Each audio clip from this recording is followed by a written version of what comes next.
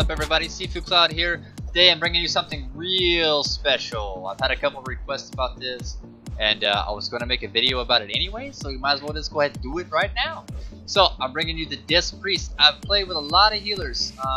If you guys know who I am, you've been following me for quite some time, then you know I mained heal since Vista Pandera. I've been healing ever since then, and you know, your top healers are always going to be, for right now anyways, they're going to be your pallies, you're going to be your druids, and then maybe a close tie for third would be like your monk and your shaman. But honestly, I would put this priest right up there, man. You know, it's got a lot of stuff that brings to the table, so let's just go ahead and talk about it right now. We'll get right into it. First thing I want to talk about is stat priority. I do have 2 green pieces, don't mind that. I know it's pretty shitty, but you know, that's what I've got. So first things first, stat priority is going to go mastery, we're going to go crit strike, then we're going to go for third, probably would be like haste and spirit. You need a little bit of spirit, otherwise if you start spamming stuff you're going to but I actually don't really have that many problems with mana. Let me go into why. So everything I'm going to be enchanting for mastery, of course, to get that main mastery, I have to get that healing out the most. But on my weapon, I'm going to put Mark of the Shadow Moon. That 500 spirit randomly actually helps you quite a bit, whether you think it does or not. And I would probably go for a secondary stat of spirit on your rings. Necklace, not so much. Go for your main stats, that's probably okay. And the little bit of multi-strike that you get is not necessarily a bad thing, but it's not something that you would want to look for. So let's go ahead and get right into the talents, and then we'll go over the glyphs, and I'll do a little bit of the rotation. I'm not going to go too much into it. If you've played this priest before, then you already know that there's not really, honestly, that much to the rotation. So might I start off by saying that these are the talents and the glyphs that I personally take. This is my personal opinion. If you don't think that's what's best, that's perfectly fine. You're more than welcome to your opinion, but this is what works best for me. This is what I absolutely love, and this is what I do so good with. But let's get right into it. So level 15, I'm going to take Angelic Bulwark. When an attack brings you below 30% health, you gain an absorption shield equal to 15% of your maximum health for 20 seconds. Cannot occur more than once every 90 seconds. That's good. It's a passive. It's something you have to activate. Hands down, Angelic Bulwark for level 15.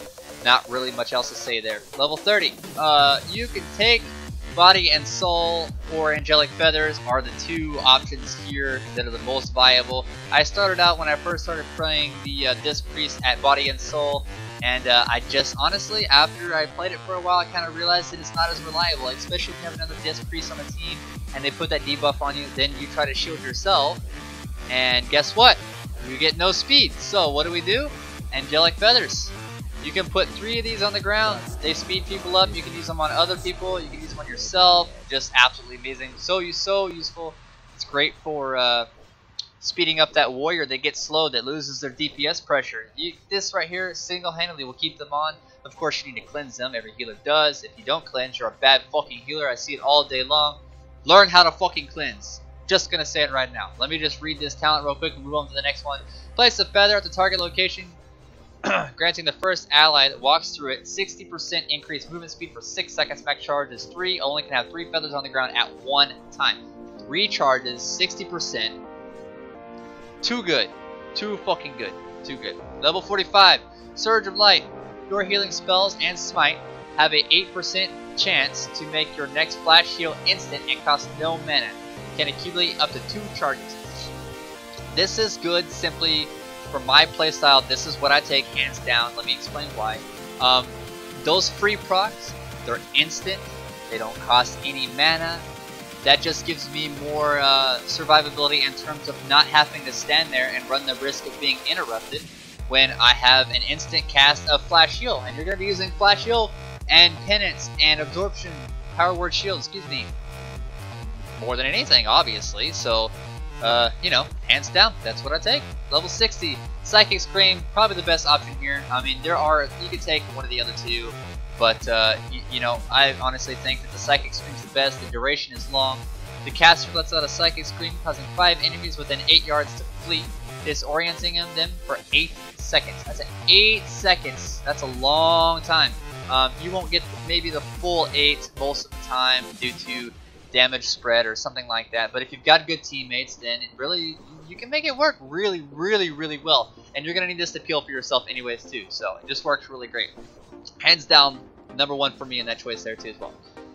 Alright, level 75, Power Infusion. Infuses the priest with power for 20 seconds, increasing haste by 25% and reducing the mana cost of all spells by 20%. You are going to, and I'll talk about this when we get to the glyph, you're going to use this with Fade. You can make a macro, you can activate them individually. You need to use it with Fade. Maybe not all the time. If you're in the open and you're in no danger of being interrupted, that's perfectly fine. But Fade with the glyph makes it so that you are immune to silences and interrupts. So guess what? You can fucking spam your abilities and they cost so much less and you get them out faster. It's really, really good. Check it out. Bam, bam, bam. Free proc, free proc. Woo, look at those free casts. Not too bad, huh? If you're a troll, you can actually use your berserking too. It's another 15%. There you go, look at that. Well, I couldn't get off because I've wasted too much time. But you get the idea. Level 90. This one here is the big debate. You can take either one of those three. It does not matter necessarily which one you take. I personally take Divine Star in every single situation. Yes, it's hard to line up, but it's got a really short cooldown and it will always double hit you.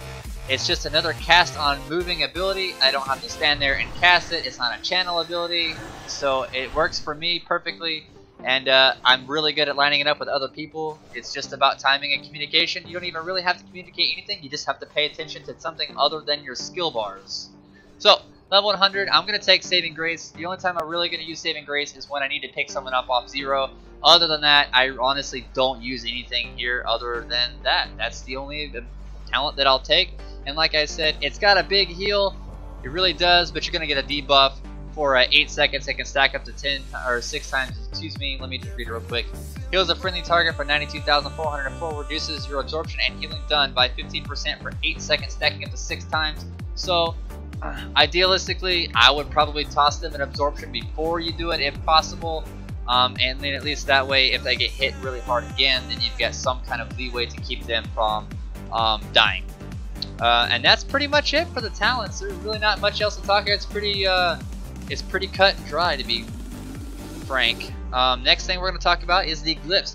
Glyph of Penance. This is probably the default choice here. Allows you to cast Penance while moving, but increases its cost by 20%. That just gives you a little bit of mobility. That's really good. It's a nice little group in there. Not too bad, but you need the mobility. Yes, it's a channel. Yes, you can be interrupted with it. That's why it's important that you're able to move while casting it. Now, you can also interrupt it by casting an instant cast ability, like your shield. You can cut it off short if you need to, but you want to let it run its full duration so you get all 3 heals out of it. And we'll talk about the set piece bonus with the penance here in just a second too. So, the other talent that I'll take is the Reflective Shield. I take Reflective Shield. This thing is absolutely funny. When you shield yourself, you're gonna reflect well, not all, excuse me. You're gonna reflect 70% of the damage that you absorb with Power Word Shield back to the attacker. This is hysterical. Fight a pally, let him pop wings, duel him, shield yourself. All you have to do is heal yourself up, watch him just kill himself. It's fucking hysterical.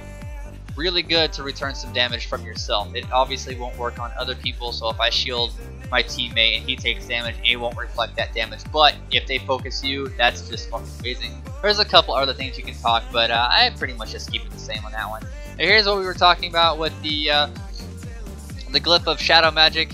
For 5 seconds after activating Fade, you are immune to silences and interrupt effects, but the cooldown is increased by 60 seconds. That's what I was talking about when you want to combine Fade with that Power Infusion to keep yourself from getting interrupted so that you can get those abilities out there real quick. So now we're just going to go over a little bit of the set piece bonus real quick. Alright, so Penance with a 2-piece bonus. And I go for the full 4 because you want that pain suppression reduction too as well. Penance now increases the movement speed of a friendly target that you heal by 30% and decreases the movement speed of an enemy by 50%. It's good just to give your team a little bit more speed. Priests are really good about giving speed out. It just helps, especially if you get some, like I said, some warriors or some cleave comps that you need to keep them on top of the enemies. It helps out a lot. You wouldn't believe how awesome that is for them. So your 4-piece bonus, like I said, you're going to want to go for that. Is that it reduces the cooldown pain suppression by 60 seconds, making it a 2-minute cooldown. That's really, really good. You're going to need that to help kind of mitigate some damage. You can use it on other people, you can use it on yourself. So let's talk about rotations real quick. I'm going to go to this really, really quickly. And if I'm moving too fast for you guys, you know, don't worry. Just go back, rewind, pause, do whatever you got to do. And there's really only like, you know, 3, 4, maybe 5 abilities, and it's not even like a rotation. It's more of just a priority system. Of course, you want to be getting your absorptions out there as much as you possibly can, unless they're not really taking any kind of damage. You start taking a little bit of light damage, toss them an absorption, and then when they get hit big, it's not going to show up. It's just going to be all absorbed.